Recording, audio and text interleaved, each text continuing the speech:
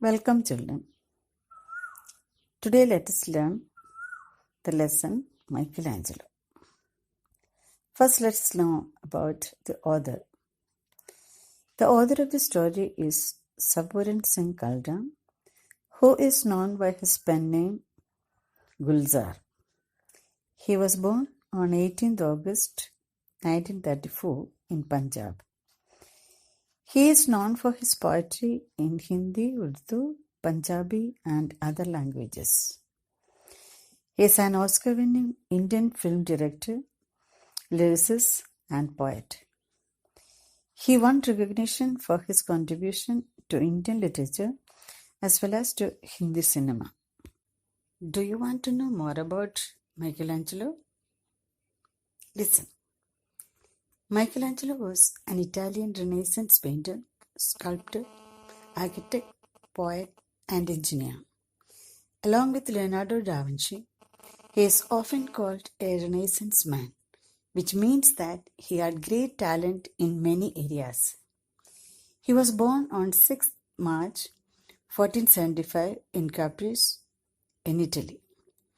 Michelangelo started his classes as a painter under the guidance of Domenico Ghirlandaio. A year later, his talent drew the attention of Florence's leading citizen and art patron Lorenzo de' Medici, and invited Angelo to reside in a room of his palatial home and continue his tasks. Michelangelo always considered himself as a sculptor first. Several scholars have described Michelangelo as the greatest artist of his age and even as the greatest artist of all time. Now I will give a brief summary of the lesson.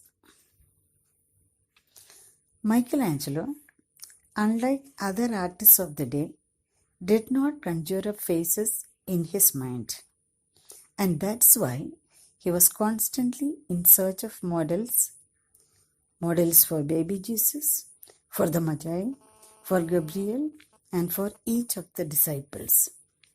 As a child in Bologna, his birthplace, he frequently accompanied his father to the local pub to have peanuts outside. While weighing the peanuts, a few always fell on the ground, and a small naked boy standing nearby picked them up and put one nut in his mouth and the rest back in the basket, and then wait for the next customer. Michelangelo used to buy peanuts just to watch that performance. He used this boy as the model for the naked baby Jesus in the statue of Madonna of Bruges. He wanted his works to be true to the spirit. He spent hours reciting the Bible, trying to hear the voices of the characters so that he could imagine their faces. For Mother Mary, he had used the painting of his own mother, who was weak and fragile. One evening, under the dim light of the lantern, as she was busy preparing dinner, he painted her face glowing like gold in the light of the fire. It took a lot of time to paint Sistine Chapel, as he could not get the face for Judas. Finally, he found his Judas in a pub and struck a deal with the man to model for his paintings. Surprisingly, it was the man whose face he painted for baby Jesus when he was a child and now for Judas. Now we will go through the lesson in detail. 4 years had passed since Michelangelo's return from Florence, and Rome was beginning to bore him.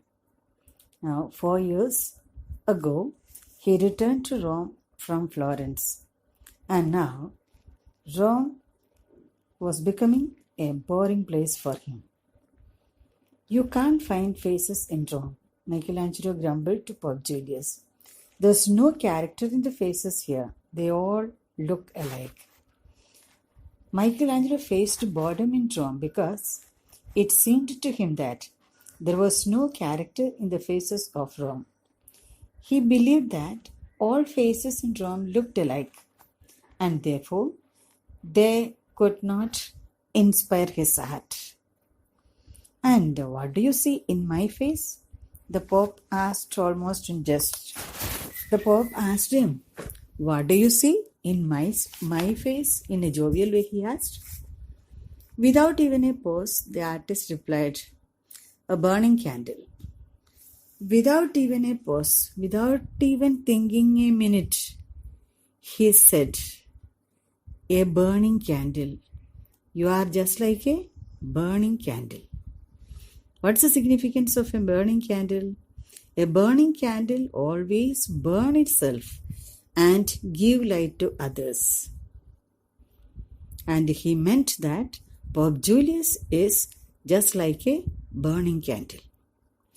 It took a minute for Pope Julius to understand the barbed words.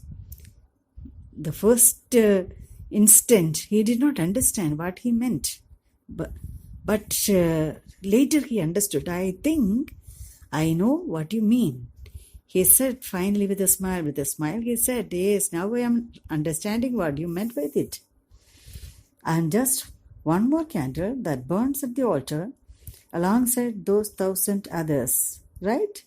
That means, altar means a special table that is used in a church for religious ceremonies.